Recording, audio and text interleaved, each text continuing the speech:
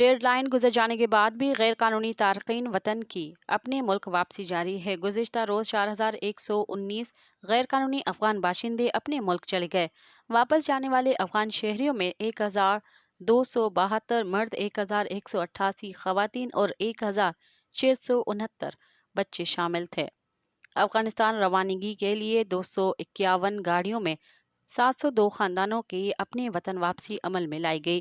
اب تک 2,07,758 غیر قانونی طور پر رہنے والے افغان باشندوں کی اپنے وطن واپسی ہو چکی ہے۔ واضح رہے کہ حکومت پاکستان کی جانب سے غیر قانونی طور پر مقیم غیر ملکیوں کو دی گئی 31 اکتوبر کی تاریخ ختم ہو چکی ہے اور ملک میں غیر قانونی طور پر مقیم افراد کو کیمپوں میں رکھا جا رہا ہے۔ مزید خبرن ऐं तफ़सीलात लाइ विज़िट कयो असांजी वेबसाइट www.awamiNewsHD.com ऐं ॾिसंदा रहो अवामी न्यूज़ HD।